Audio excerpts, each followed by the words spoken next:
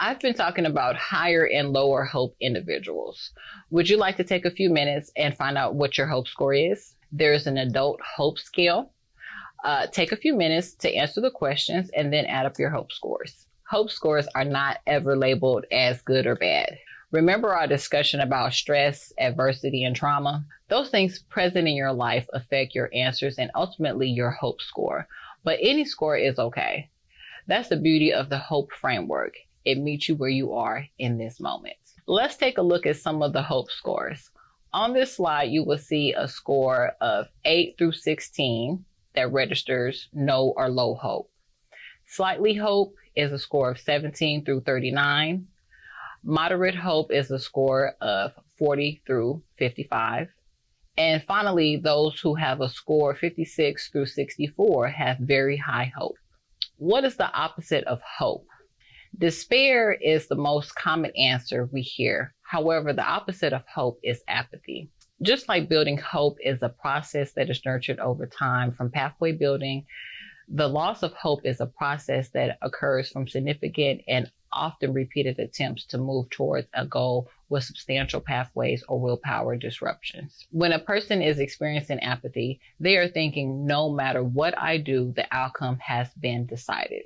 Notice that anger and its cousin anxiety are closer to hope than the other emotions. When someone is experiencing anger, frustration, or anxiety, that may indicate that they have a very strong desire toward a goal, but the pathways are being blocked and they can't find a way around the obstacle.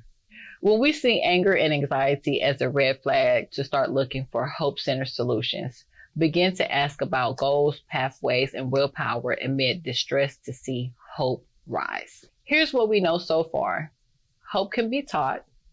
Hope is not magical thinking or positivity. It is a science grounded in research, data, and testing. It is one of the best predictors of well-being and flourishing. Hope is a goal-oriented, intentional thought process. And because it is a cognitive skill, it can be taught. All of this leads us to this question. How do we nurture hope? Again, here are key concepts from the science. Identify and clarify goals to increase your motivation and enthusiasm for this goal. Identify viable pathways. Think about the barriers and how you can adjust those pathways. What could go wrong? Create memories of future success. Imagine what it would be like to achieve the goal. What would be different? How will you know you are making progress? Raising hope begins to rob stress and adversity of its power. Are you ready to practice a little bit? One of the other attachments that your class instructor passed out to you is a goal worksheet. Please take a few minutes to write down one goal. If you have more than one goal, go ahead and write that one down too. Now let's go over this worksheet together. First, there are 3 rules to this worksheet. If you're working with another person on their goal, the other person's goal is theirs and no one else's. No goal is right or wrong. It is a good idea to ask them to rephrase their goal. Remember, there's nothing wrong with an avoided goal. We just don't want to stay in that mindset for a long period of time. During this exercise, don't try to find the pathways or solve anything. Just discuss the nature of the goal and talk about why it's important to you.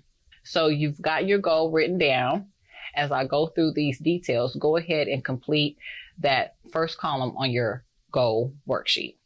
Is your goal achievement or avoidant? We've discussed this one a lot. Sometimes a goal can be both, and it may need to be talked over with someone to really understand. Degree of difficulty. Circle low, moderate, or high. Ask yourself, how hard is it going to be to make these changes? Stretch or mastery. A stretch goal is when you are working towards something you have never done before, such as driving a manual transmission vehicle. A master goal is one you may have achieved before and you just need to put the steps together to do it. Time to completion.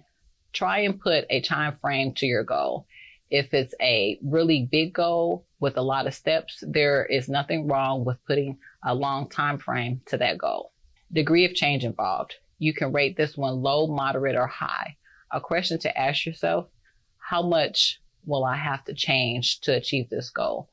Will I have to sacrifice some things? And if so, how much? Support networks. List the people who can support you. Do you know someone or something who can help you with your pathways? Who can you contact when your willpower dips? Potential detractors. List people or things that might try to hold you back from your goal.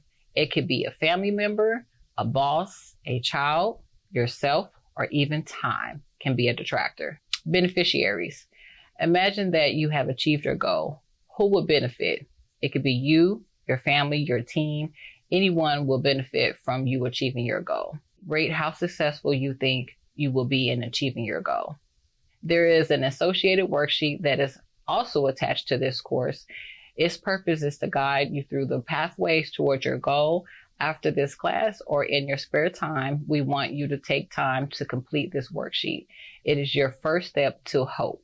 Although we may not have time to go through this worksheet right now, it is very important that you spend time identifying the best pathway and then understanding what obstacles may arise. Make a plan for how you will navigate that obstacle. Identify some contingency plans if you can. Again, this worksheet will help put you on the path to hope so you can achieve your goals. Finally, it is important to remember, hope is the belief that your future will be better than today, and you have the power to make it so. So we've reached the end of this course. In closing, I want to leave you with some main highlights. Hope is grounded in scientific research, data, and testing. Hope is not a wish. Hope is a framework for action. Trauma, adversity, and stress can rob us of hope. Hope can be taught and hope can be measured. Hope is a social gift. Hope begets hope. Thank you for your engagement today. You all are so amazing, and I want you to know that you are on a pathway of hope for someone in your life, and you are in charge of your own life. So go out there and make it so. I'm Elizabeth Rose, training specialist with Oklahoma Department of Corrections and Hope Navigator. Hope you enjoyed this presentation.